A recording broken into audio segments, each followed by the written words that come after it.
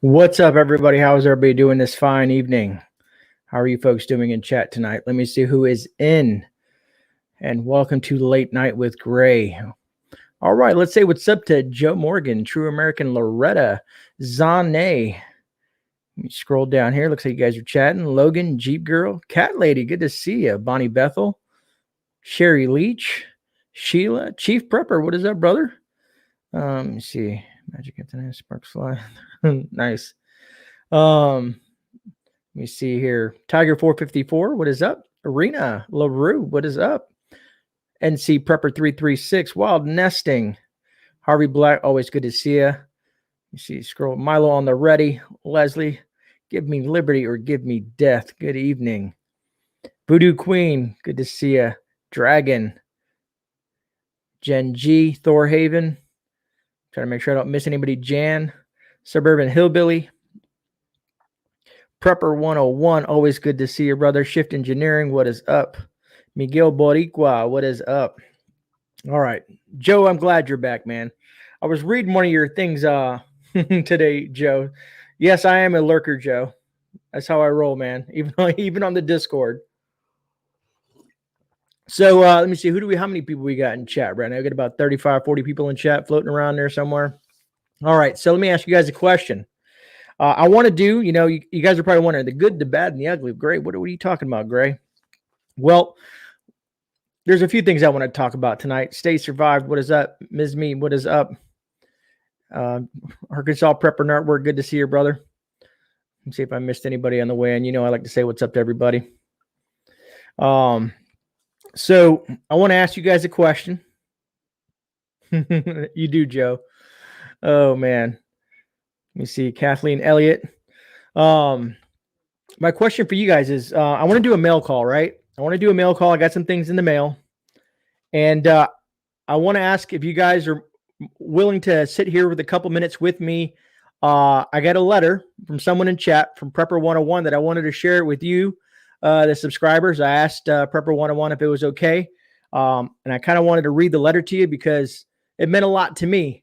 And, it's the things that I receive from you guys, the subscribers, like these letters and these postcards and all that good stuff like that, truly make YouTube worthwhile.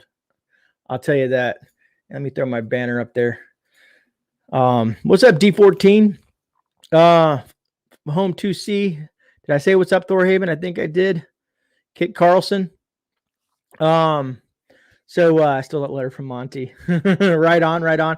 So do you guys mind if I read that letter to you guys? And then, well, I can go to the postcards first where you guys are contemplating if you want me to read this letter live on the air. So let me, I got a couple things. Let me see here before I get to that letter. And Rena LaRue is in chat. Rena sent me this postcard from Colorado. And Rena said, hello from beautiful Colorado from Rena LaRue. There we go. Thank you, Rena, so much. This is going to go into the postcard. I'm starting to get enough postcards to build this postcard wall from all you subscribers. So it's getting there. Once I get about 30 or 40 postcards, I'll be able to put something together to make it look cool. And then I'm going to try to figure out how to show that to you guys. So I think that's cool. So let me put that one there. This one here is from Prepper 101. It says, never live in fear, for fear is a liar. Prepper 101. Appreciate that, brother. And then this one, I have to give you credit, Prepper 101. This is a pretty cool postcard. I don't know if it'll do it on camera, but let's go here. So if you do that, and then you kind of do that, it's one of those kind of postcards that kind of flip back and forth from Mount Rushmore. And this one is, again, from Prepper 101. It says, be prepared, be the solution. So thank you so much, Prepper 101, for that. And then, so where are the people getting your mailing address? Arkansas Prepper Network. Under every single one of my videos is all my contact info, my P.O Box, my other social media links, and all that stuff like that. 2 weeks ago, Prepper 1, hey, I bet you had a good time. And then I got, I don't know if you guys know, Rudy. So you guys know I do the super chat and super sticker of the month giveaway every month. Most of you guys have been watching me for some time now. I've been doing these giveaways every month for people that use the super chat and super sticker option. Well, Rudy over at Alaska Prepper has been incorporating that into his channel as well and giving away silver, which is giving me ideas. It is giving me ideas, but I won over there. I super chatted Rudy a couple of times. So AP sent me this postcard right here, reach one, teach one, and repeat, with another Alaska Prepper silver coin. So that'll make 2 that I have. So I think that's awesome. Thank you so much, Rudy, for that. I think it's cool. It's pretty cool, giving back to the community and stuff like that. All right. So let me see. What's up, Charlie? What's up, Jeff? Let me see here. So did you guys say it was okay? Yeah, there's a lot of cool postcards. Yes, agreed. Let me see, make sure everybody said I want to go ahead and read this letter. So this letter that Prepper 101 sent me, if you guys don't mind just having me take a minute, I'm going to try to do the best I can to read. It's a little lengthy, but I'm going to try to read through this quick, if I can speak correctly, right? Oh, Milo on the ready. Thank you so much for the super chat, brother. And Laura, always thank you for the super stickers. Milo, I know you want to win, brother. I know you want to win. All right. So remember I was telling you guys that someone kept on leaving comments in my video saying they keep on asking me what that clicking sound is. So I found out sometimes I do have audio issues. But most of the time, folks never ever mention anything about audio issues. So the last video that I did that's been doing pretty well, surprisingly, I was very happy with the outcome and the content, how it came out, and all the comments, everybody interacting with those comments in that video. But I listened to that video on high volume with headphones on and to hear what these people are talking about. So I found out they're talking about my mouth. When I do that, sometimes I guess I have a dry mouth. That's the only clicking that I can hear. So maybe they're just making fun of me. I don't know. But Annie Bach, thank you so much for this. That's a cool super sticker. I don't think I've ever seen that one, Annie Bach. Thank you so much. Truly appreciate that. And Kaylin, thank you. Thank you. Because if my audio is ever off, I would hope that everybody would be like, yo, Gray, fix your mic. We're having issues here. All right. Extremist, I know what is up. Squeezy B, Hoot Howl. All right. So I'm going to go ahead and read this. Dragon, thank you so much for this super chat. Must not Milo win. That's great, Dragon. That's great, Dragon. Love it, brother. All right. So let me go ahead and read this letter to you. This is from Prepper 101. And a lot of you guys should know who Prepper 101. He's everywhere. He's in all the chats. But he's definitely an awesome person. So here we go.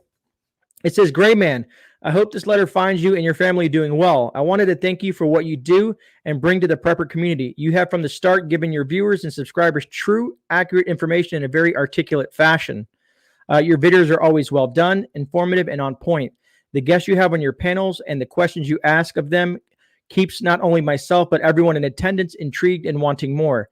You let your viewers be a part of your live streams by letting us interact with you and your guests by allowing us to ask questions. And yes, you let us post some smart aleck and jackassery comments.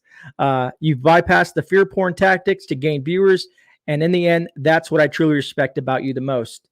Arkansas Prepper, thank you so much for that super sticker. You guys are getting creative tonight. It says, at times it may seem tough. I'm just trolling, but let me assure you, I am listening, learning, and evolving as a prepper. I take my preparedness for not just myself and my family seriously, but also care for those who live close to me and my community, and take that very serious as well. There's always been that voice or feeling inside of me that has made me prepare for more than just me and my family, and I can't explain it. Strangely enough, I'm a very quiet person about being a prepper to those I don't know and work with. I believe we will all, no matter what walk of life we come from, have a true valid reason for being here, no matter how large or how small that reason may be. And we all have equal value, no matter our race, religion, sex, or wealth. Under God's eyes, we will all have a meaning and we will all have equal value. The voice or feeling that I get is not for me alone. I am not that special. Many of us have heard it or felt it. We see them and hear them in our YouTube community every day. Sadly, I don't think enough of us have heard or felt this, or quite frankly have just ignored it or blocked it out. When I go to channels such as yours, I feel the sense of relief that I'm not alone, and I'm not the only one who feels the sense to prepare, that I'm not crazy after all. Continue on your path. Continue on your path you're on. Continue being true to yourself and that will carry over to your viewers, continuing to bring us gear review videos or your thoughts on matters and events of the day with truths and facts. Don't worry about having 1 million subscribers. I follow some great channels on YouTube that have 500,000 to 1 million subs, and when they have live streams, they only have 300 to 700 people show up for the shows. It's not about how many people subscribe to your channel. It's about how many people are loyal to it. And down below it says, Joshua 1:9, be strong and courageous. Do not be frightened or dismayed, for the Lord your God is with you wherever you go. Psalms 145:18 and 19, the Lord is near to all who call on him and to all who call on him in truth. Stay safe, stay vigilant. Prepper 101, be prepared, be the solution. Prepper 101, thank you so much for this. You know, sometimes, and I've said this sometimes to Lady Grey, and sometimes I get discouraged with YouTube and its censorship and things like that. And I'm like, man, do I want to continue? Stuff like that, the things that you guys say in chat, stuff like these postcards, keep me doing this. This makes it enjoyable. So thank you, Prepper 101, and thank you all who sit here and listen to me ramble on about stuff. Truly appreciate that. Agreed, Virginia Roots. It was definitely awesome. I was pretty Wink, Gardner, Josh, Monty. I see all you guys. Northern Girl, Milo on the ready. Laura, what is up? So I got lucky this week. Whoops, I'm just dropping stuff. And you know what? I forgot something in the kitchen that I wanted to show you guys. I found elderberry jam this week, finally, at a little mom and pop kind of farmer's little market kind of place. Finally got myself some elderberry jam, you know, that I haven't made myself. They make it. Also, so I picked up some honey. You know, guys, I'm a sucker for honey, right? So, and this is a little jar of honey, but then I went crazy when I saw something else. But so this is one of the little jars of honey that I picked up. Come on, focus camera, not on me. There we go. So I got some raw honey. This is a pound, very clean raw honey. And then I went crazy, guys. I went crazy because I love honey. I don't know if you guys have heard of Florida gallberry honey. It's very nutritional. So I got me 6 pounds of it. 6 pounds of Florida gallberry honey. Love this stuff. If you haven't had it and you can find some of this Florida gallberry honey, make sure it's authentic. Make sure you get the good stuff. But I bought me a 6-pound jar of Florida gallberry honey. S. Moore, what is up? This is me, Gino. You got lucky. Yeah, right, Milo. That's funny. Yeah, I know some people have asked me, like, what's up, Wink? Daily Prepper, Jen G. I see a couple of other guys. TJ Preps, what is up? Trying to save anybody else that I see here. Scarzo, good to see you. You're right, Jeff. You're on the way. You are right around the corner, Jeff. So I was extremely happy that I found some of this stuff. So I started talking to this lady, and she's trying to reach out to other farmers in the area and other people that deal in this type of products. And I said, look, if you can find elderberry syrup, if you can find dandelion jelly, you will have cornered the market in this area because no one else carries this stuff. I said, right now, my dandelion jelly comes from Mark in Wisconsin.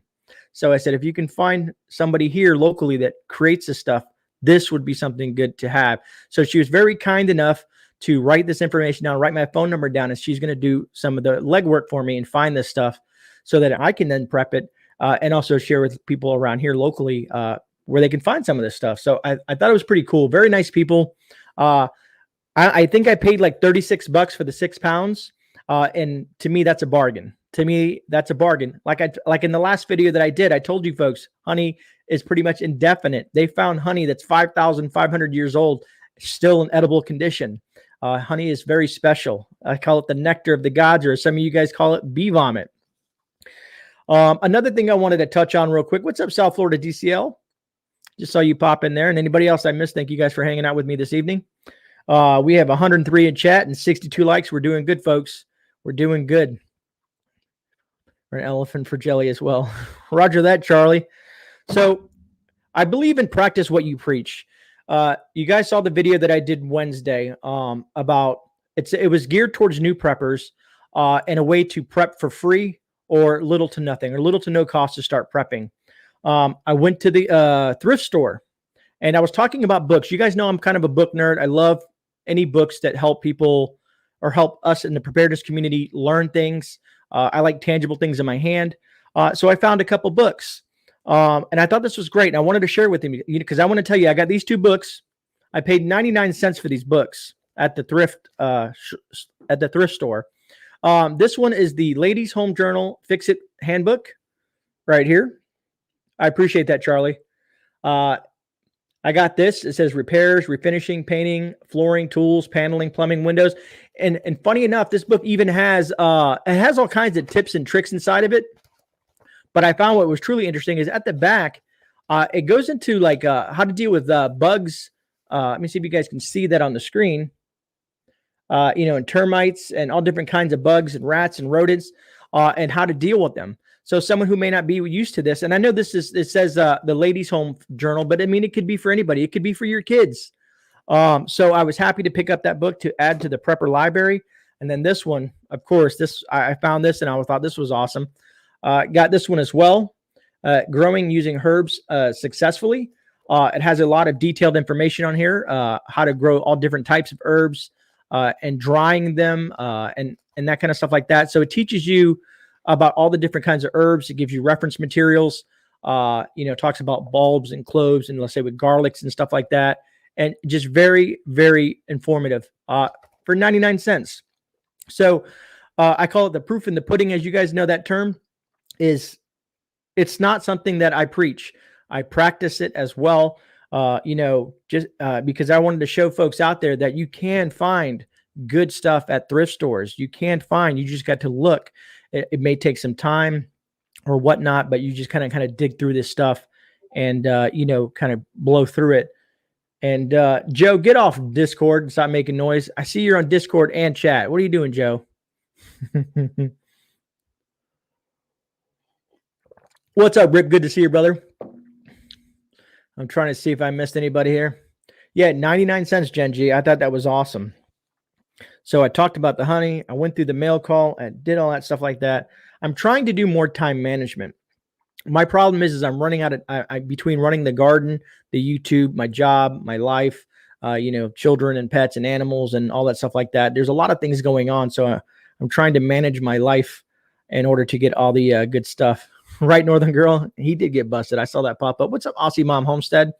And if you guys haven't seen that, speaking of Aussie Mom, you made me think of Homestead Oz. That was a great live stream that I had with Homestead Oz. She kind of went into detail what's going over there in Australia. And we had a great chat. So if you guys haven't seen that, please go check that out. That was a great video. And if you guys aren't subscribed to Homestead Oz, go check their channel out. Lynn and Wayne are some great people. They're going through some tough times. Oh, and speaking of which, remember I was asking about Muzzle Flash. Muzzle Flash reached out to me and let me know that he's okay, and let me know what was going on. So it was truly good to hear. He thought it was very kind to me that I've been asking about him, because I do care about you folks in chat. I see these names, and a lot of the names that are consistent stick with me. So if I don't see a name for a while, a couple of weeks, I know some people have lives and they got other things to do and they get busy and they can't come on a live or drop comments. They got other things they got going on. So I understand it, but then I don't see them consistently for quite some time. I get concerned because they disappear off the face of the earth. Matter of fact, there was someone that disappeared a long time ago. God, I wish I could remember her name. She was a moderator on a lot of channels when I first started, and then she disappeared. And she was out in the UK. I can't remember her name for nothing. I wish I could, but she disappeared, and we've never heard from her since. Bioxo, what is up, brother? Man, I just watched one of your videos the other day too. I forget what it was about. You were showing, your BB gun or whatnot, or your paintball gun, I think is what it was, and some other stuff. See, folks, I do watch content. I do watch a lot of you guys' content. And my throat feels itchy. Chris, what's up at Clever Craft? I bought out the Dollar Tree fire starter kit. I use them to teach my kids BOB. That's awesome, Daily Prepper. That is awesome. I think teaching kids is extremely important when it comes to the preparedness community. Giving them the advice, giving them the skill sets for them to become successful as they become adults. I think if more people did that, that would be so much more beneficial to the future generations for folks like us. Let me see. Ark Wildman, what is up, brother? How you doing?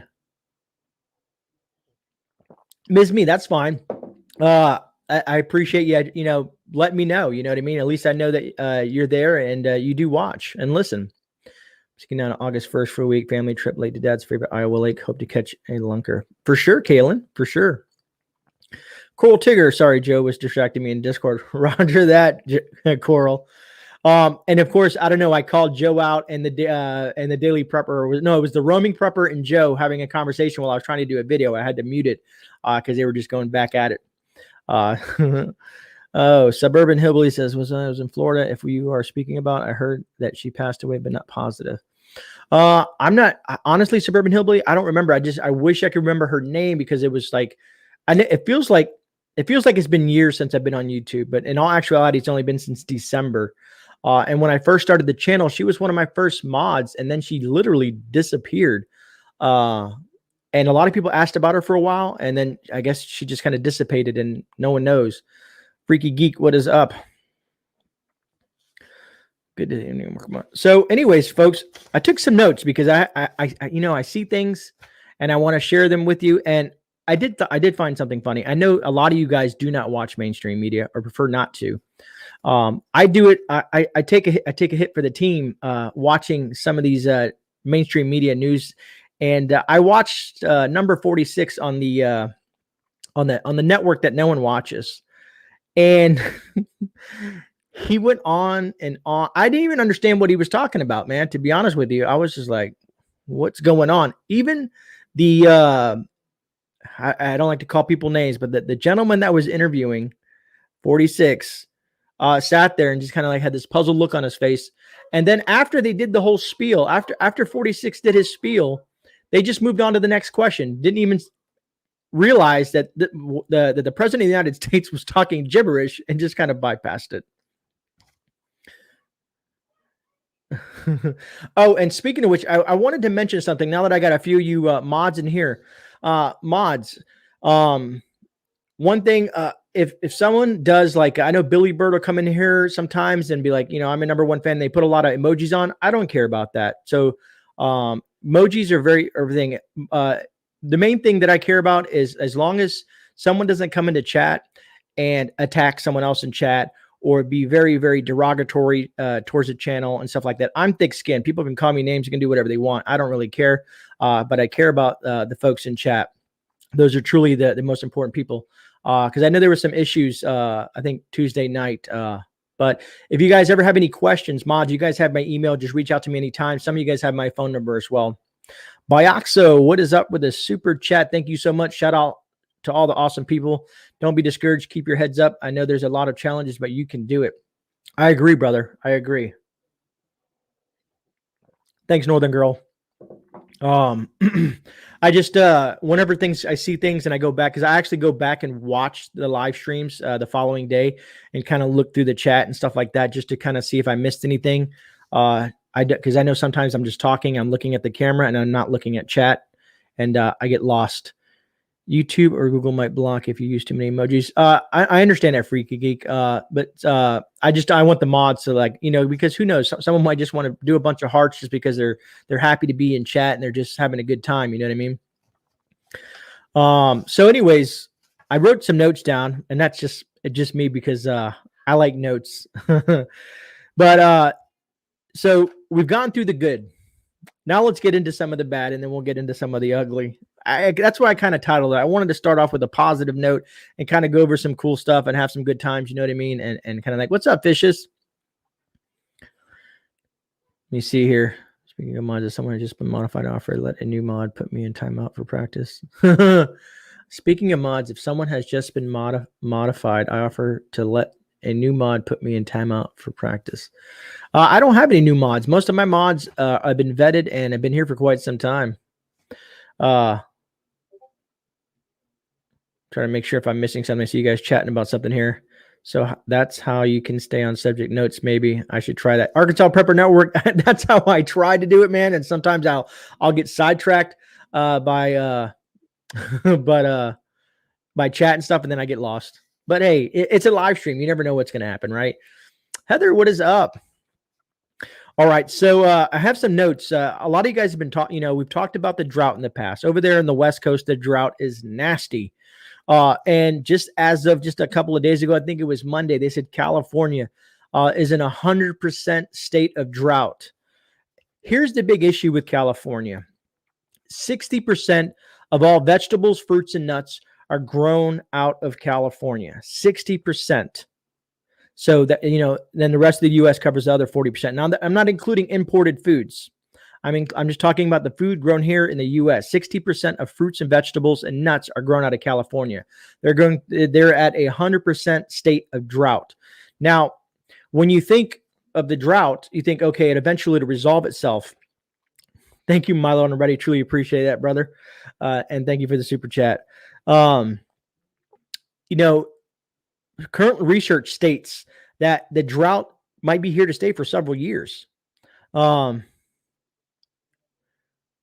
yeah, Prepper 101. I hear you on that.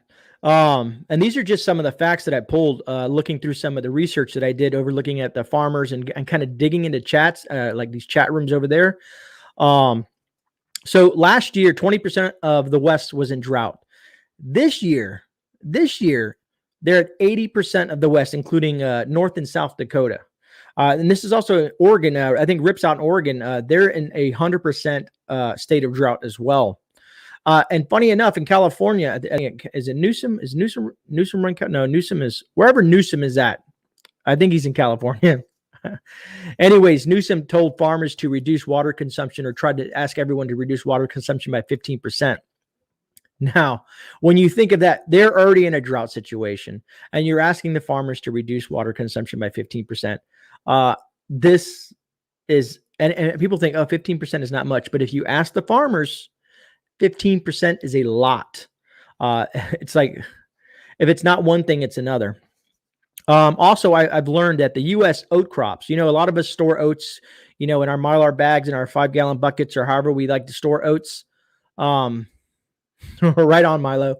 It says the U.S. oat crop, it's at its lowest record since, now check this out. The United States of America's oat crops are at its lowest harvest since 1866.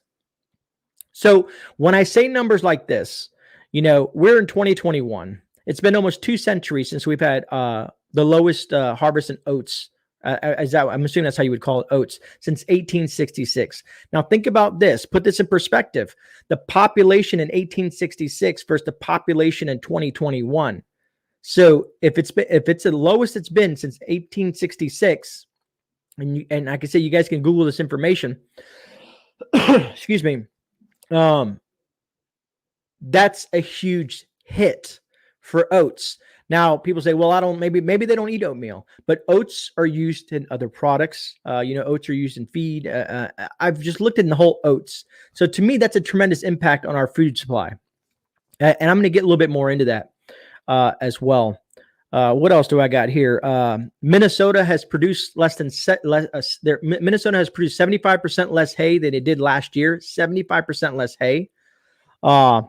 And also, there are 2,500 acres of corn in Minnesota. Said most of it was lost. Most of that 2,500 acres of corn in Minnesota was lost. And to me, that's pretty intense. Let me see. I see my name up here. My sourdough is done baking, so I'm off to bed. I'll be finished watching tomorrow. Have a great night. Thank you, Thorhaven. Appreciate that. And you're more than welcome to send me some of that freshly baked sourdough bread to my P.O Box. I'm just kidding. What's up, Mojo? How you doing? Mojo, you are actually correct. A lot of things do get sent over there. And here it is. Some people say, well, what about other, if you guys look at South Africa, they're waiting in lines since all that craziness happened over there. They're waiting in lines for up to 8 hours at grocers that are actually still have food and that are open. But guess what? Since they did all that stuff prior, now they're waiting in 8-hour lines, and they're paying 3 times as much for the food over there in South Africa at this point. Also, Canadian farmers. I went and dug into some Canadian because they're our neighbors. They had such especially over in BC in that area. They had 50 to 70% of their crops damaged by the heat wave. And a lot of it had to do from all that heat. I don't know if you guys remember there were record heat up there. Excuse me. Some folks talked about that. And we looked at the heat maps and heat indexes, I think, a while back. but 50 to 70% of their fruit crops were damaged by the heat wave. So it's not just the U.S. is going through some stuff with the food. And it's not just South Africa. It's I'm telling you, it's global. And if you guys watch Christian the Ice Age Armor, he goes way deeper than I do than that. And then check this out. So there's a grocery billionaire, I'm not going to say his name, who made a statement to one of the news outlets and said, I think he runs a huge, and it's not the Walmart chains, but it's a grocery person. He expects the food inflation to be up by 10 to 14% by October 1st. So October 1st is literally just right around the corner. So to me, that is very concerning all around for our food situation. Hopefully, most of you guys, as people that are in the preparedness community, are ready. Because if you have stored food, if you have enough food to last you for a year or so, some of these, the thing is we hope that things will get better sooner than later, right? But if it doesn't, food is going to start costing folks a lot more money, and you're going to continue to see that food costs go up. And by this gentleman's forecast, by October 1st, you're going to see it even go higher. All right, what else do we got going on? What else do we got going on? What else do Grey has in these notes? I also wanted to talk a little bit about the supply chain. I know we talk about this a lot, but there's some new things that have come to light in regards to the supply chain. I'm reading here because we have all been talking about inflation, and I got some notes about the central bank. They just spent $120 billion in bonds in the private market. So they're going to push more liquidity. And of course, the more liquidity in our market's going to, so by them doing this, it's going to make the prices that food is at kind of hang where it's at. It might not ever go back down. I don't have all the research in front of me. These are just little notes that I've jotted down. But as you guys can see, I'm not kidding. I have notes everywhere. All right. I feel like that, what's his name? He used to throw the little cards and stuff like that. Mizme, there's some great channels that do canning. You can check Alaska Prepper does canning videos. I think Ghost Prepper does canning videos. There's several folks out there that can teach you to can. I was scared at first too, but Mark and some of the other folks in the community should tell me it's a lot easier than I thought it was. I just bought because I've been stocking up on canning jars. I'm looking over there because I have some stacks of canning jars. I bought some more. Whenever I come across them on a deal at a store, when I walk past the canning aisle and I see either lids or different types of jars, I buy them because I'm planning on doing a lot of canning here soon. And of course, I will share that experience with you guys as well. Something else that was kind of puzzled me and worried me is that right now, you guys know the big container ships. We've heard remember what happened in the Suez Canal or wherever it was down there and all that stuff like that, these shipping container ships. Do you know right now, since I'm going to call it Delta is starting to take over, you're seeing it pop up everywhere. They're selling you Delta this, Delta that, everything is Delta. And then I just saw an article today that says, the Lambrada is coming up through the southern region, and they're starting to see that come into the U.S. as well. Yay, right? And who knows how much of it's factual and how much of it's not.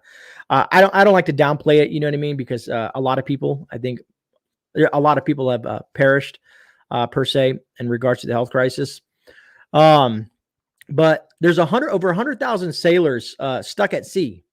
Now, these sailors are usually on contract to go out to sea for about a year on these shipping containers and do all this work on these ships. But some of them are stuck out there. They're stuck out there now. It comes 16 months. They've been stuck out at sea. And the reason they're stuck out at sea is because they haven't been able to, if they wanted to, let's say, get the jab. So other countries are not letting these container ships port in their ports. Yeah, which is how you park a ship in a port. But you get what I'm saying, right? So I thought that was pretty heartbreaking. So there's 100,000 sailors on average out there right now that have been stuck on these ships for over a year and a half, and they have no way to get home. I think that should be resolved. I think that should be labeled as a humanitarian crisis. And again, that has to do with our supply chain. But yeah, other countries are not letting them port, and it's a shame. It's a shame. I don't know, but I'm going to look more into it and find more information on it. These are just, like I said, notes that I've been jotting down, and I appreciate everybody. We have 131 folks in here, 133 and 95 likes. You guys are phenomenal people. Thank you so much. All right. Talked about that. Now, I did want to share another issue in regards to the food chain. D14. So everybody corrected me on how to say that. I'm going to say it wrong, but D14. That's pretty cool. I want to try that as well, making that. If you guys can see, let me see, where's D14 at? I can't say this word properly, but that word right there on the screen, he's going to be making pemmican. I can't say it right. I'm not even going to try. And City Prepper had a good video. I'll have to check it out, man. But I want to do that too. A lot of folks also talked about hardtack and stuff like that. Some of these long-term foods that have been around since, forever. Not forever, but you guys get what I'm saying. So let me share something with you folks. I don't know how many of you folks know there was a bit of a situation today. I don't know if you guys knew about it or not, but I figured I'd share with you guys. Let me share my screen with you guys. And yeah, no, share your screen, Grey, not click out of it. Here we go. So let me go ahead and add this to the stream. So it states, airline and bank websites briefly go down and another major internet outage. Looky here, another major internet outage. Southwest airline jet scene at Sky Harbor International Airport in Phoenix. I don't know why they put that under there because it has nothing to do with Southwest. But anyways, it says, oh, okay, because it has to do with airlines. So if you can see here, let me put my mouse here. It says multiple airlines and banking institutions and trading platforms went down early Thursday in a second major global internet outage over the past 2 weeks. Southwest Airlines and United Airlines and the Commonwealth Bank of Australia were among those reporting outages. The Hong Kong Stock Exchange posted that the site was facing technical issues. It said it was back online about 20 minutes. Virgin Australia said in a statement that its IT outage stemmed from a failure at the global content delivery network, Akamai Technologies. The airline said it was one of many organizations to experience an outage with the content delivery system today. But anyways, I wanted to share that because we've all been talking about, about all these issues in regards to, cyber attacks and stuff like that. I'm not saying it was a cyber attack. I'm just saying it was a massive outage. And everything seems to be on a consistent. We keep on getting that 1-2 punch. Something hits the supply chain. The droughts, the supply chain, the cyber attacks or outages or whatever that they want to classify that as. Let me see here. Am I missing anything? But so I saw that and I was like, wow, I haven't seen anybody really talk about that outage from today, this morning, from my understanding, right? Yeah, this Thursday morning. So this morning, I haven't seen that pop up on any of the channels yet. So you heard it here on GreyMan Prepping. No, I'm just kidding. So I thought it was pretty intriguing that it wasn't out there a lot. I didn't see it. I watched the news today while I was at work, and I didn't see too much about it. I found the article by a friend of mine saying, hey, did you see this? And then I dug into it. I heard it was actually a cloud storage issue. I'm not sure though. NC Prepper 336, you could be right, man. It's I guess I'm not doing the smartest way. I'm kind of like breezing through the headlines and kind of going through it. It was something that was short-lived. It wasn't down for quite, a long time. But it was just curious because it was a second one. Now I watched, I think it was Suspicious Observers today, because they talk a lot about the corona mass ejections and the, what the sun's going through, because we did have some CMEs and some disturbances, nothing major. I appreciate that, Homestead Aquarius. Thank you so much. Oh, okay, Colleen Rich. Thank you. Okay, so I'm second. Hope maybe the next story that I'm going to talk about, maybe I'll be first on that one. I don't know. I try to be, man. I'm at work. I can't do videos all day. But where was that? I got lost. Grey got lost. What was I talking about? The outage and then see, now I'm lost, guys. I forgot what I was saying because I got stuck in chat. Lady T Survival says, internet going down today did not affect me at all. I was outside working. Roger that. I hear you. Stay survived window update. Yeah.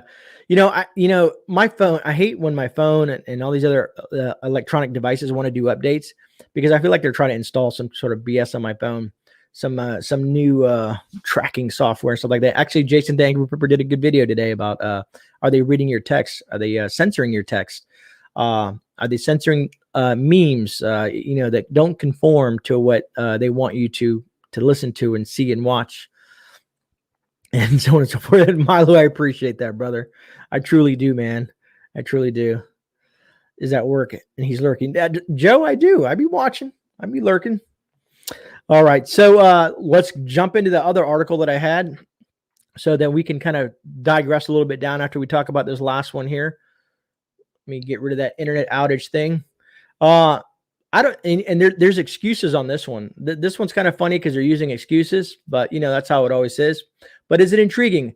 So a lot of you guys remember about 2 or 3 months ago, they were talking about shipping container shortages, right? And the whole issue with shipping containers. Well, now we got something new. So it says right here that UP, I think it's United Pacific or whatever. What is their train called? Union Pacific. Temporarily stopping eastbound container services to Chicago. Now, this started on Sunday, a 7-day suspension. So trains are not going to be going eastbound from the West Coast to the East Coast, specifically to the Chicago hub. Their reasoning behind it is that they're too backlogged. There's too much congestion, what they're saying. But then if you dig into the article, which we're going to do, we're not going to read the entire article. We're looking at the headline, just to kind of, lay that seed and let you guys do some research. You guys can dig into this. Let me scroll down here to what I thought was funny. Where was it at? Supply chain, closely, blah, blah, blah. Hold on. Just give me a second. I'm going to find it. So right here, it says the reasons given. I'm going to highlight this here. It says the reasons given for the congestion at the ports have ranged from chassis and labor shortages and also rail car shortages. So here's my question with all these shortages, right? Let me move this down and get rid of this. So now we have rail car shortages. Let me pop up chat so I can see what's going on. All right. Get my screen back to normal. So now we have rail car shortages. What do you want? It's because of the fires and they don't want to lose that. So, well, Rip, if they're short, what my question is, okay, we have shipping container shortages 3 months ago. Now we have rail car shortages. My question is where are they going? Are they disappearing? Are they like they're saying shortages? Are they, we had millions of them not too long ago, and now we're having a shortage. Now, this is a bit conspiratorial and speculative, but I'm just saying we're having these shortages. So shipping containers, I can understand. They go across the sea and back and forth. But rail cars, a lot of the rail cars, from my understanding, are just crossing the U.S. They're here locally. So Adapt 2030 did a really cool thing on this. And he said, what if they are diverting?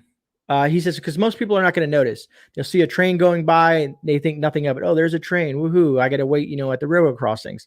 He says, well, what about if the governments, the U.S.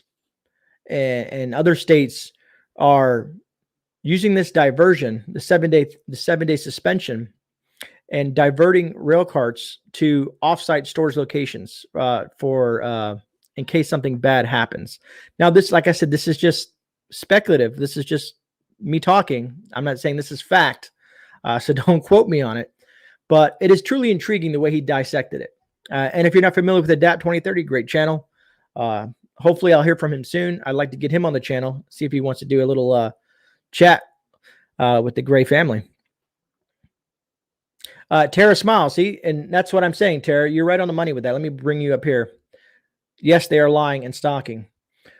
Because then they put that in the headline, but then you still see trains going. So they're going somewhere. So that's what I'm saying. It's quite strange. There's a lot of strange things going on in this world that we live in today.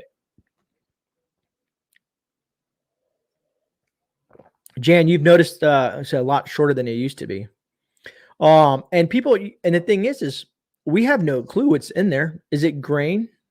Is it food? Is it some sort of products? What's inside these rail cars?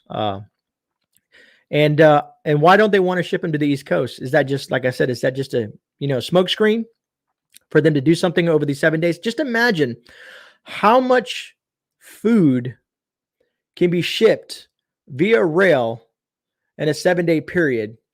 If it's not going to where it's supposed to go, if they were diverting it. I'm just saying. I'm not saying that that's what's going on. We're just kind of, exchanging ideas. You get me? But it's truly intriguing. I plan to look more into it. I want to talk to a couple of friends of mine. I know someone who works at the train station here locally, and I want to ask him a little bit about that. If I do find out more information, you guys know I'll share it with you guys. Admiral Tricorn, much love to you all. Thank you, sir. Truly appreciated. Lady T, great. Those are two great channels. Scarzo, it could be. Did you know that we, Scarzo, I just learned recently that we import $4 billion worth of food from China to the US? $4 billion in food from China to the US. And I was trying to think why. And then if you look deeper into these reports, China's had over 500,000 health code violations because, they like to cut corners. So then it makes me wonder why. Why would we import that much food in our own country when we have our own country? We can grow our own stuff. We have our own crops. We can do our own thing. I'm not saying I liked the way the previous administration looked at it. Buy America. Let's be self-sufficient. Let's let our country be self-sufficient, be it oil, food, and whatnot.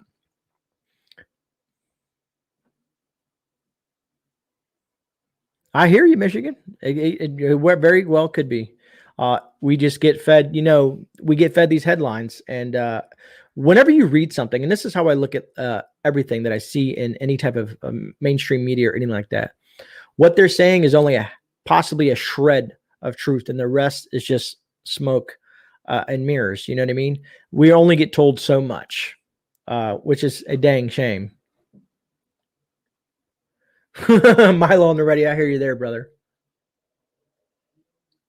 Let me see. China is importing 400% more grain to their country. Yeah, no, Scarzo, I seen that as well. They wiped almost Brazil out of all of its soybean. I think the Ice Age Farmer actually talked about that a couple of months ago. They've been buying food from all over the country from other folks and importing it into China and to their country. So it's truly intriguing why they're doing that. There's a lot of stuff going on. Matter of fact, someone was asking me today, hey, did you hear, maybe I should check it out real quick before I even mention it. Let me see, because someone mentioned it, but I don't know if it was true. Was it Taiwan or, let me see. That was July 9th. I don't. They said that China was moving into some other space. They were moving. I don't know if they said Taiwan or something like that. I don't have all the facts, so I'm not going to kind of bring that up too much. Maybe you guys know. Scarzo agreed. And isn't that ironic that we are having issues now? I've mentioned this and told people, because people sometimes they think I'm crazy when I say food shortages are real. And I'm like, well, they say, well, I go to the store and look around. So I try to have a conversation with them, and if they're willing to listen. And I'm like, okay, but when you go there, move some of the stuff around. Look behind. You see some cereal boxes, look behind them, because that's what I do. I move stuff around. And I check various stores, and I see, okay, this is not normal. They're missing this. The other day, I thought it was kind of funny. The frozen food section was missing a whole thing of, like, all their ice cream was gone except for like a couple little spots. And I was like, man, that's weird. Is there an ice cream shortage I'm unaware of? But stuff like that, it just piques my interest. I noticed, like, where the meats are, there's less of it. We went into a local grocery the other day, and for some reason, half the vegetables had a black tarp over it, and we couldn't figure out why. I didn't want to mess with it. I wanted to go there and yank it off, but I figured, Lady Grey's like, please don't get us kicked out of here. But I was curious, because there was vegetables here and some fruits here, but this whole section was covered in black tarp, which piqued my interest. And I you know what? I'm gonna start taking pictures of this stuff. They got to bring back our USA made items and build instead of right, Kit? What's up, Fort Knox? As many kids as they want, pumping up their population. Gen G, I believe that. That makes sense. No, Arkansas Prepper Network. It was in the produce section. It was in the produce section, Arkansas. That's what threw me off. I've also noticed. I think who was it that talked about this? Was it Pinball Preparedness that talked about these? Because after watching his video, I started looking around, and I did go and check the size of the tuna cans and also the size of the soups. And he's right; they were a lot smaller. So you're paying this same amount of money that you got more of, years back. Now you're paying more for something less, which I think is ridiculous. Yeah, that's what I said, Arkansas. It was kind of weird. Rena, that's a good idea. I could just walk up to someone like, hey, what's going on with that? But I will start taking pictures. Maybe I'll start posting those on my community tab and stuff like that when I'm out and about. I just bought a bunch of items at our local Bishop storehouse. Awesome. I asked why freezers were empty too, and I was told they were down for repairs and some are down for cleaning. Someone told me that too one time. This was a couple of months back when the whole row of the freezers were gone. Matter of fact, I did take a picture of that one. And then I came the next day and the next day and the next day. So I got there. I went there 4 days in a row, and they were still empty. It wasn't until I missed a day and then came back. Then they had some food. But again, even like the frozen pizza section, there's just less food all around. Like we buy stuff like heavy cream and stuff like that to cook with. And I have to go to certain stores at certain times just to find it because it's not there. I noticed last week the produce area was full, but the selections were more limited than usual. Thanks, Wink, for that. The only panic I'll ever go in is when Mountain Dew is gone, other than that's great. Oh, that is funny. So North NC Prepper 33, there was lots of ice cream gone in our store too. So what's going on with ice cream then? Luckily, I guess it's not a staple, but maybe that has to do with the dairy side of things. A lot of farmers, to save cost, are slaughtering their animals because they can't afford to feed them because they're not making the crop. They're not growing the crops. So they're slaughtering some of their cattle to make up for the money that they're losing on the side of farming their crops. Let me see here. What else do we got going on? COPD and everything's wrong, but we can't get terror response. If anyone else is seeing this at the food bank. As for the ice cream shortage, there was an explosion at the Dippin' Dots factory. All right, Dragon. Fort Knox, I believe you. I'm a big proponent of wealth preservation when it comes to precious metals. I know some people they don't have that, so I tell them, if you have the opportunity to use precious metals for that kind of thing, then that's great. A lot of folks say they can't afford it, which is totally understandable. A lot of us are on restrictive budgets, so that's why my first thing is food is super huge. When it comes to if that's all the money you have for, spend it in food. Roger that, Michigan lifestyle. Let me see here. What do we got? Oh boy, Freaky Geek. Everyone is leaving with truckloads of brand new food still in a flat form. Terry, you guys talking about the food banks? Let me see here. Because let me see, where are we at? We are almost at an hour. People are fear buying, expecting lockdown. Joe, funny that you brought that up. A lot of people that came into to my shop today kept on asking me. For some reason, the people like to ask me questions now because some of them know kind of what I do here on YouTube, because I usually have videos playing, preparedness videos on my screens in my shop because I want people to look at it. And I'm hoping that I can get other folks to like, hey, what's going on with that? What's that about? And then I kind of go into it. Well, that's a preparedness channel. That's so-and-so's channel. They discuss this, and that. You should go check them out. And by the way, I have a channel just to kind of, let them talk. But it's only certain people. Certain other people look at it like I'm crazy, but you know how that goes. Arkansas Prepper Network, YouTube brother. The local diner couldn't open yesterday because of lack of workers. It's getting bad out here in the country. Shift. It is. The lack of the funny thing is that the labor force, it's everywhere. It's of course the restaurant industry, like I said in the past, is being hit the hardest. But again, with skilled labor is also being hit hard with the shortage as well when it comes to employees. I think it's all around everywhere. Some places a little bit more than others when it comes to the employees. And I don't know if certain states are faring off better than others, but from my understanding, it seems to be all over the place. And then here's my concern, and a lot of other channels have discussed this. You keep on hearing all these, they're talking about variants and all this other stuff that's coming to play. Come fall of this year, it's going to be, I'm hoping I'm wrong, to be honest with you. But my concern is fall of this year. I think something's going to transpire with that whole thing because then you're going to have the flu season. If the flu comes back, which they have stated that they fear that if the flu comes back, it might come back with a vengeance because it was pretty much non-existent last year. So food for thought. Two other things I've noticed. A lot of people are getting geared up for schools, right? School's about to start. Everybody's getting all their school supplies. Come to find out, there's a limited amount. They're having issues with school supplies. So you go out to buy your kids' supplies. Some places are having issues with school supplies. They're having a limited amount of quantity of papers, pens, pencils, and all that stuff like that. I'm not saying it's happening everywhere. I just read an article about it. I even read an article in Oregon because I kind of want to dive into Christmas real quick because consumers are going to want to buy stuff. Consumers are going to push to buy a bunch of crap for Christmas.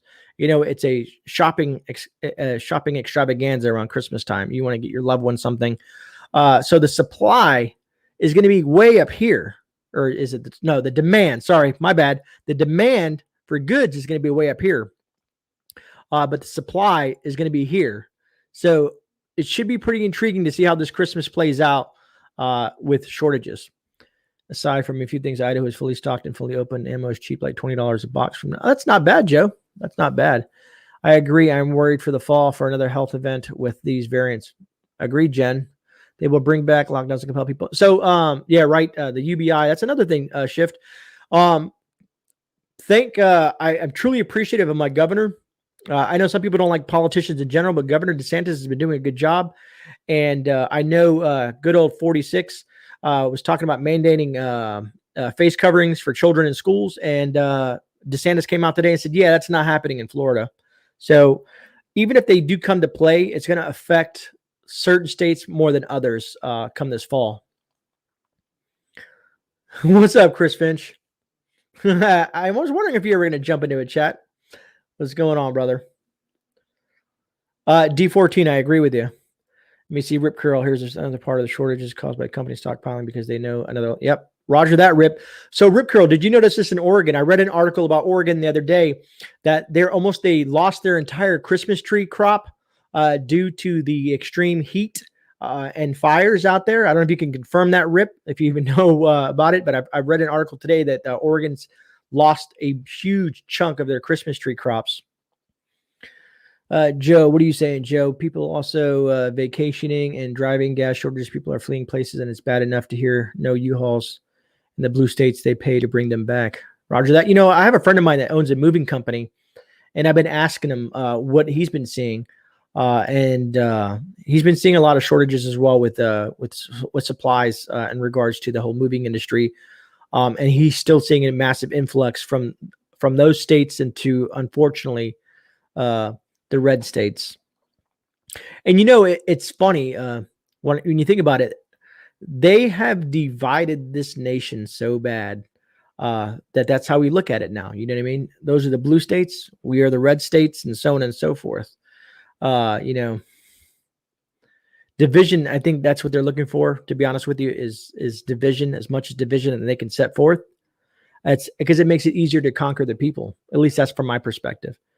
A man was behind me said it was a man thing. What are you bidding on it for? I told him I like to cook.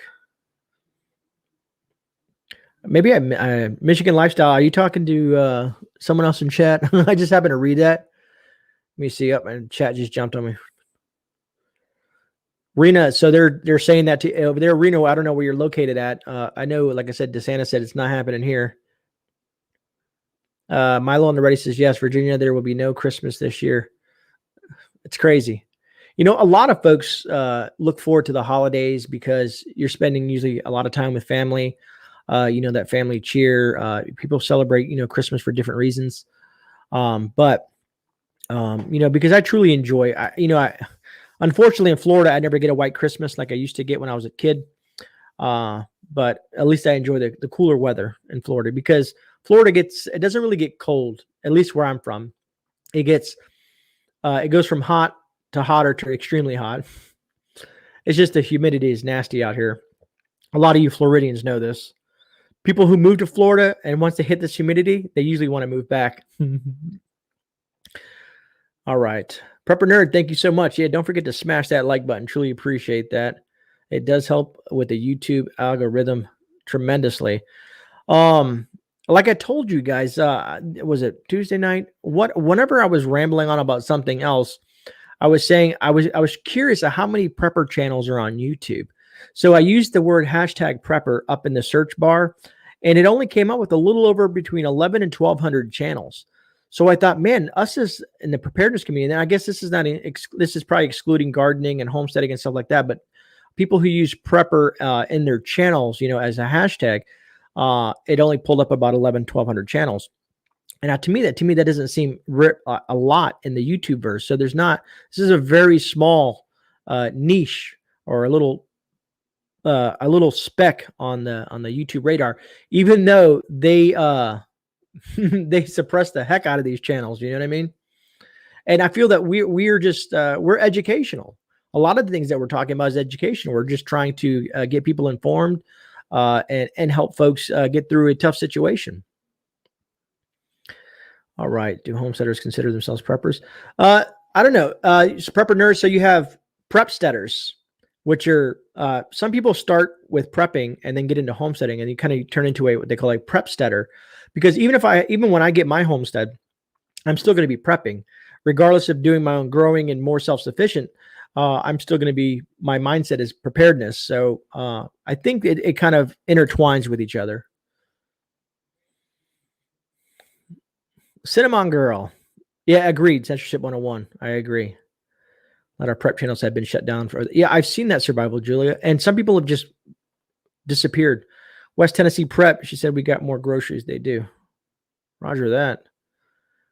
Arkansas Prepper Network. I'm right there with you, brother. I am currently hunting. The problem is the housing market and the land market here, at least in my area. I don't know about your guys' areas, is super inflated. Like, excuse me.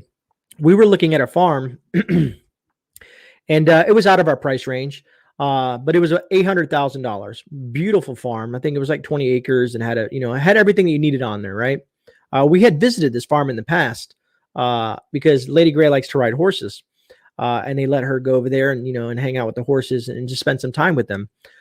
We saw it go on the market for $800,000. Just a couple of months ago, they changed the price to $1.6 million. They literally doubled the price for the same thing that they were selling a few months back for $800,000. So why would you want to buy something? And then if this turns out to be a bubble, and then things go south, and then you're upside down, and we're back into this whole situation, it's just not a good place. So I'm starting to be a little bit more reserved of purchasing at this moment. I'm trying to get under my skin because I am a woman, but happy birthday to my husband. Yeah, Michigan, it's better. In this day and age, you got to have thick skin because people are just people are nasty out there. I've been seeing all the stuff that's been transpiring in New York.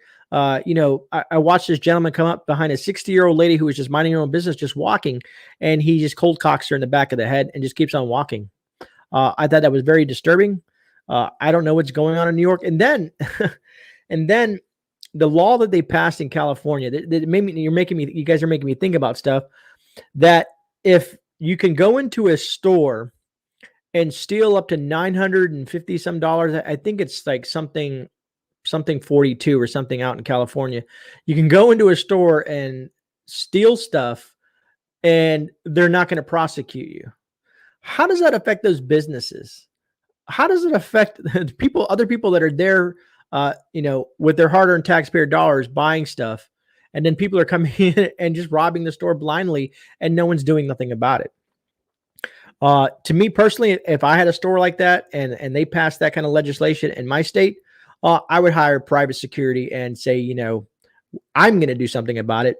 It may go bad on me, but it is what it is. I just don't think that's cool. I don't think that is cool at all. What's up, Latino Prepper? How you doing? Yeah, Prepper Nerd. Exactly. Alaska Prepper News. Easier said than done. 5 acres unimproved in southern, 20 grand. Actually, that's not bad, old EP. That's not bad at all. 5 acres down here is going to probably run you about 90,000 and that's untouched land. I'm starting to move a little bit further out from where I'm at and trying to go deeper, like an hour out from the city. And I'm finding stuff a lot cheaper out that way. I'd rather drive the hour than be in a suburb. Yeah, right. Daily Prepper. That's a good idea too. Membership only. So that way you have their information. And if they do, we're going to take advantage of you, then you have some sort of recourse. Right. Oh man, that's funny. Those stores will close down and move to different states. Then California will bitch because no, you're right on the money, Dragon. I did read that some of those stores are leaving. I think Target is one of them. They're packing up. There's a lot. There's a mass exodus out of that state in general, and you can't blame the people. It's the legislators and the political environment over there. They're passing these legislations and letting people get away with these things. It's just going to get worse. I just saw, what is it? Is it Minnesota? Something's happening in Minnesota because they don't have enough law enforcement officers required by the state. So now they're having this huge hiring thing. And in myself, I'm thinking, if I was in Minnesota, would I want to become a law enforcement officer after watching what they did in that state? So good luck. Oh man. What's up, Ghetto Prepper? Glad we brought our 9 acres when we did. Wow, that's great, Tiger 454. That is awesome. I wish I would have been in that mindset 20 years ago. I wish it would have been entrained in me when I was a child that the life that you need to live is on property, not living in the cities, not living in the suburbs. Sure, that's where more the jobs are, but I almost made that mistake once in my life early on. I almost moved to New York City. I was there for 3 months and some things happened and I was like, this is not the place. And luckily I never went there again. Wild Nesting, GreyMan, how long do you think we will have until the markets crash or the housing market crashes? Wild Nesting, this is just kind of speculating. I'm not thinking it's going to happen immediate, but I think over the next year or two, I think we're going to see that trend. Because you're going to see a lot of this liquidity. You're going to see a lot of things, transpiring, prices going up. And like I said, you can only pump so much fiat currency into the system and then hyperinflate the US dollar until it's basically worthless.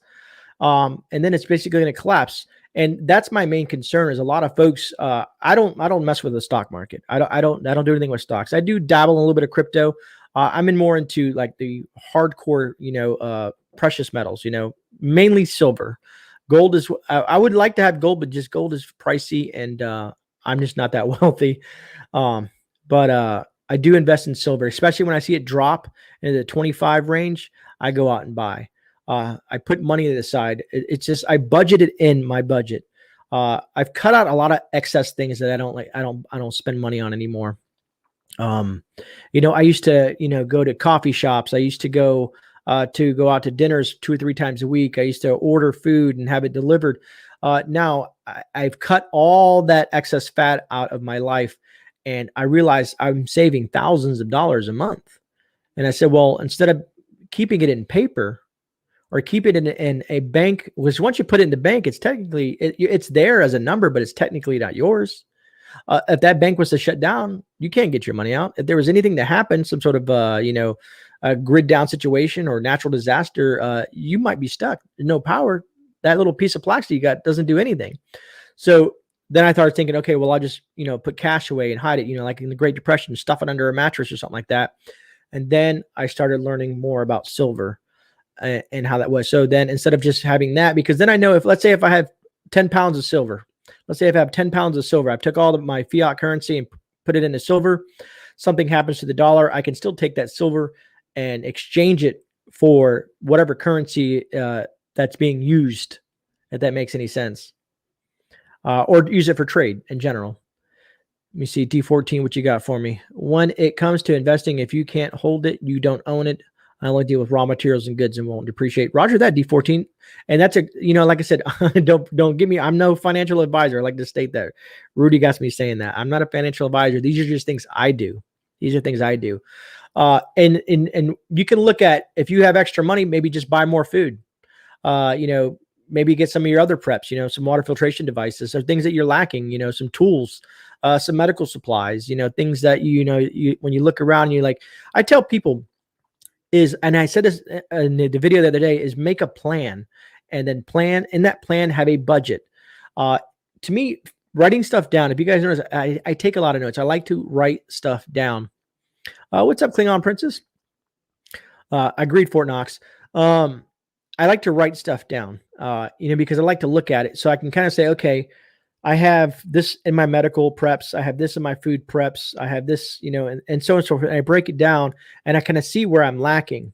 If you guys know, Prepper Nerd is probably in chat. Yeah, there's Prepper Nerd right there. He has an inventory system to help you guys keep track of your stuff as well. So if you guys haven't checked out, you can check out Prepper Nerd's channel, and he gives it a lot more greater detail on his prepper inventory system. Like I said, me, I outside of the food thing, I keep track of everything else like that. Let's say I got 15 cases of this size Band-Aids and this much gauze. I'm huge into medical preps, because I think worst case scenario, bad things happen, there's other options for me to grow foods and to hunt and do all that stuff like that. I know that's not the total solution to it.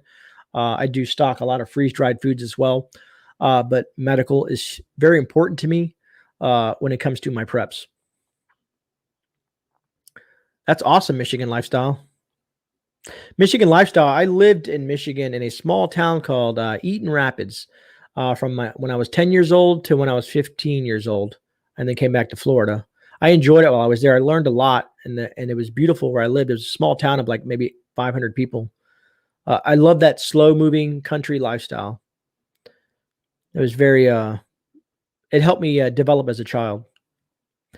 Brian Barbie, gold and silver should be the last thing to consider after you've prepped everything else. No, and I agree, Ryan, and that's what I mean. I don't say go out and rush and go and buy silver because, like, somebody said, well, you can't eat silver. I agree. If you don't have your food preps done yet, focus on that. Silver is over here. You know what I mean? Delegate your priorities. You know what I mean? You want to see what's most important to you and your family in a worst case scenario. That's Milo. I hear you, man. I'm forgetful as well. Anytime I forget stuff, that's the first thing I say is, hey, man, I'm getting old. That's the excuse I use. Agreed, Jan. Food is much more important. Food, you have to have food, food and water. Those are a necessity. These are the must-haves outside of like the other stuff like precious metals. You know what I mean? So I agree with all you folks. It's nice to have if you can afford it. But if I couldn't afford it and I didn't have it, I would be pumping more into food. When you feel comfortable with certain things, then you can diverse. Maybe do this. So let's say an average coin, 1 ounce silver round. Let me see. Right now it's going for 25. So you're probably going to pay a premium. So you're going to pay anywhere from $30 to $32 for that silver round. Maybe once a month, buy one and put it to the side. And over 12 months, you have 12. And so you can maybe do that if you want to. That's up to you. I'm just saying that's just an idea. You don't have to go out and buy, well, I need to go buy a pound of silver a month. No, you don't. You can start small. Or if you're into, collecting constitutional silver, some people like to use constitutional silver as well. Lots of different options out there. I would swap my silver for food, but not swap my food. No, I agree, Jan. I agree. And if you do get into silver, let's say, man, I don't have my silver here. Well, I have the coin that Rudy gave me. This is a 10th ounce. You guys probably can't see that. That's a 10th ounce. Having different denominations of silver is beneficial because you wouldn't want to go and buy let's say a carton of eggs. You don't want to trade an ounce of silver for a carton of eggs. I mean, I guess if you're starving, but you know what I mean. So you would say, well, I got a 10th of silver, you know what I mean? And there's options out there. I don't want to dive too deep into it because I'm about to wrap this up. I've kept you guys long enough on this late evening. Wow, we have 144 people watching. That is awesome. We got 136 likes and only 1 thumbs down. That's awesome, man. We're doing good. We're doing good. 1964 Mercury dimes, walking liberties. There's a lot of things that you can look at. I have some old Eisenhower half dollar, or no, Eisenhower. No, I meant like, what is it called? Ben Franklin halves and stuff like that. There's a lot. I've been into coins for a long time. Yes, Brian Barbie. That's what I was kind of saying. The fractionals, because you can buy. It looks like almost like a business card, and you can break off pieces, 1 gram pieces off the fractional. Shift engineering. I want to see that video. Hit that like button. Great, man. Thank you. I appreciate that, Survival Julia. And Sheila, thank you so much. You see water, food, security, garden, livestock, community, communication, and that order for me. Roger that. Roger that. And I tell everybody, do what works best for you. Some of us, like I said, what works best for me may not work for others. All I can do is give you my opinions and my suggestions, and then you can kind of incorporate them into your life, into your preps, and into your lifestyle, and then change them around to how it works for you. Because let's say I have a wall of let's say Augustin's Farm, right? And you're like, well, I hate Augustin's Farm. I prefer let's say Mountain House, or I prefer Patriot Supply, or whatever, that Legacy Foods, whatever that I'm just using that as an example. You know what I mean? So and when it comes to food preps, I always tell everybody, prep for your family, not just for yourself. If you have kids, you want to prep foods that they're going to consume. I know some people are like, well, if they're starving, they're going to eat anything. I agree at one point or another, but you want to try to make that that living situation as comfortable as possible for those folks, especially your children. Milo, I agree with you. I don't like the collector stuff either. I just buy straight silver rounds, and then I also collect constitutional. That's pretty cool, D14. That's right, Harvey. I forgot Jess does have a members canning classes. That's kind of cool. She does like a one-on-one thing with them. Prep what you already eat. Right on the money, Daily Prepper. See, and that's what you got. Like you, as the people that watch, the subscribers. That's what I tell folks. If you ever have a question, if you're someone who's watching this video or a video that I do, and you have a question that I didn't answer, put it down in chat. And if I don't see it, another person in chat will probably see it and add to that. I'll always ask you guys to add your information and your suggestions in chat whenever I do any type of videos, because that's what we're an information exchange. We're exchanging ideas and information. Some of us are, let's say, super intelligent on this aspect of things, and others in this aspect of things, because I can tell you 100%, I do not know everything, and I make mistakes. I'm human, and I will make mistakes. So, like I said, I've been depending on you guys on the canning thing. I've been depending on you guys on the dehydration and also the gardening, and I appreciate every single one of you that has helped me out tremendously. I've learned so much this year. I'm not an expert gardener per se, but I'm getting there. I'm not as good as Josh. I'm not as good as Gardener Josh. You see, grow what you eat, at least some of it. Wink, it's been great. It's been great going out to my garden, to be honest with you, and taking some of the I call them chives, cutting those down and eating some tomatoes and adding it to my foods that I'm consuming now. It's nice to go out and just pick from my own garden. We just had some watermelon the other day. Which was awesome. It was sweet and tasty, and it's cool to grow something from seed and then to consume it. There's a sign that I saw. It said "from farm to table," and I thought that's awesome. That's the life I want to live, from farm to table. And some of you guys live that lifestyle, and I envy you, truly do. Roger that, Fort Knox. I agree. Prepper Book Club, you agree. Garden Fresh is the best. It does. It does. The flavors, you know, when I go into smell the basil and just smelling that, you know, the rosemary, I have some very fragrantful stuff. My Thai chili peppers are popping all over the place. My bell peppers are starting to pop. And then I have a whole concept that I want to do for the fall when it gets a little bit cooler. The blackberry bush is starting to grow tremendously. A lot of things are going. Gen G. So if your watermelon didn't grow, I don't know if did you get a partial watermelon, because I had one of my watermelons fail. It only got so big, like this big, because of the squash bugs. So I cut it open and it was full of seeds. So I took about 10 of those seeds and threw them back in the dirt and watered them and whatnot, just to see what happens. And then I took the other seeds and I'm drying them out and I'm going to store them and then try to regrow. Because like I said, I'm in zone 9 here in Florida, and we have not a perpetual growing season, but it's close. Like I said, it never gets really below, let's say 40 degrees in my area. Right, Daily Prepper? Oh man, I've been using Prepper Nerd's system for quite a while now. Super useful. Y'all check it out. Right on, Klingon. Right on, Miguel. I hear you there. I'm gonna miss going to my grandmother's garden and eating tomatoes right off the vine. And that, you know, Milo, that's we did that last night, man. We were harvesting some of our yellow pear tomatoes. I think they're called yellow pear tomatoes, and just eating them. They just pop in your mouth, and it's just awesome. What's that, North Cal Prepper Jason? My plants started okay, but something got them. Probably the squash bugs are nasty. They inject poison into the vein, or into the whatever you call it, the vine, and then you'll see blackness, and it starts killing everything off. And then on the fruit, if you even have any fruit on there, you'll see this dark black, and it just starts to take over. I'd rather have dealt with the what is it, the fungus or whatever it was, the thing. I'd rather deal with that than these squash bugs. They were nasty.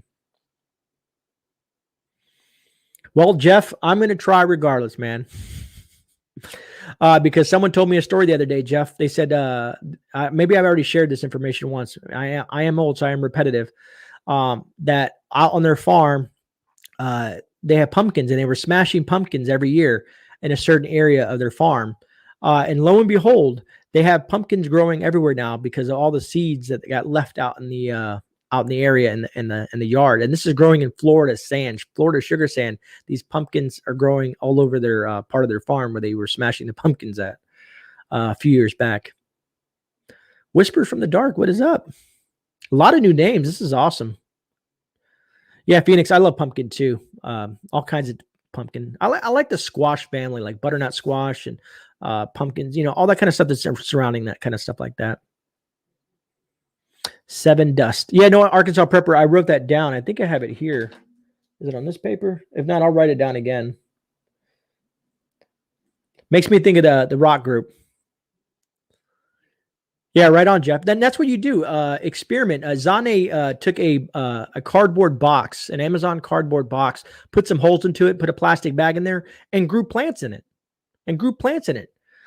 So it goes to show, and use your ingenuity and find ways to grow stuff. You know, you don't have to, practice. I some of the stuff I did failed. Not everything worked, but some stuff worked better than I thought it would. So like I said, just try it. You know what I mean? It doesn't hurt to try it. While you have the opportunity to try things now is the best time to do it. You don't want to try things when things go really, really bad and you depend on it. You know what I mean? Can't find anything seedless. Phoenix, and that's what I noticed that too. And that's why when I opened that watermelon, it was just packed full of seeds.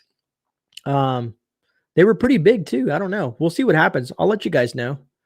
Prepper Nurse 1 uses 7 dust on some of his plants to ward off pests. Awesome. 7 dust, right? Prepper Book Club. That is awesome. You guys are phenomenal, man.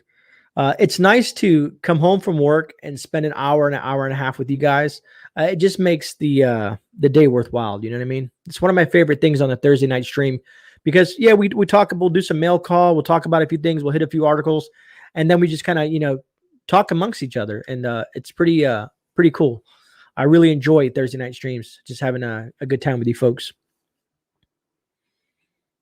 And the mites start to get bad, safe for the birds. I use 7 dust on my chickens when the mites start to get... Okay, awesome. See, because I've known some people to stay, diatomaceous earth works certain things, but that you don't want to kill certain things as well with it. And like I said, I've been learning a lot this year. Yeah, matter of fact, there you go, Arkansas. Earth works too, just not as well as and it's bee safe. Oh, so that's cool that Seven Dust is bee safe, because that's my main concern is the bees. I grew the best tomatoes in my compost heap because I fed the damaged tomatoes to the hens and they added their. That's awesome. That is awesome. Roger that, Jeff. I hear you there. Have you used your new dehydrator? Survival Julia, I have not. I plan on to. Survival Julia, I am so backed up with stuff. I'm not kidding. I have some companies that have sent me stuff that I need to do reviews on. And I have so much stuff going on. I'm trying to find, I don't want to consume you guys with like 17 reviews back to back. So I'm trying to spread it out. And I talk to the companies like, look, 1 week I'll do this, 1 week I'll do that. A lot of people told me with the food dehydrator that I got, it's like I said, it's not the best. I'm going to do a review on it regardless. I promised the company that I would. And I'm going to do, a lot of people just said use the frozen vegetables to give it a shot and see how it does. So that's probably where I'm going to go with first. I heard that S-More burlap bags work pretty good as well. Like I said, one of our grow what is it called? Grow boxes or whatever that we did. We took a box spring, stripped the box spring, and then put the weed cloth inside of it, and then filled it with soil. And we filled it up. That's where the sweet potatoes are growing. The sweet potatoes are just doing great. Hey, Gray, you should do some unboxed silver for the show, please, once a week. Fort Knox, I don't know if I can do it once a week, but I can do it every once in a while, brother. I can definitely try to do it every once in a while. I just was showing silver. Me and Rudy did last week. I was showing some silver off last week on Thursday's stream. I've been too busy. I've started a box of stuff I'm mailing to you. I promise you will get it before Christmas. I appreciate that, Survival Julia. I appreciate anything you guys send me. It could be from the smallest postcard to whatever. Like Jam at the Net House sent me this huge package of all kinds of stuff. And as long as you guys say it's okay to show on the channel, I like to share it with you guys because it's always cool. I have dehydrated frozen veggies. They come out fine. Yeah, all right. Thank you, Kaylin. That's what a lot of people said to start with to kind of get me going. Let me see here. I think I would love that. I make fabulous pumpkin, sweet potato, carrot, apple, ground beef soup. That sounds tasty. Because the frozen vegetables have already been blanched, saves you a big step. Yeah, a lot of people were telling me at Scarzo about the blanching process and all that stuff like that. I know I have a big shipment of Mylar coming in as well. And then someone made a good point the other day, like if you take a 5-gallon bucket and you store, so much rice in there and stuff like that, some people don't like to use the 5 gallons either. You can get 1 gallons, 3 gallons, you can get different size buckets because if they open up, let's say, depending on the size of your family and who you're feeding. But me, I stock oxygen absorbers and stuff like that. So in my eyes, I would just reseal, I would put some in a mason jar that I may be cooking for the week and then possibly reseal it. There's options out there. Let me see here. Plastic pieces are right size. Agreed, Kaylin. Jeff keeps on saying marshmallows. I have a feeling that Jeff is pulling. I feel like it's going to make a big mess because I've seen what marshmallows do in the microwave. Jeff, not a cool thing.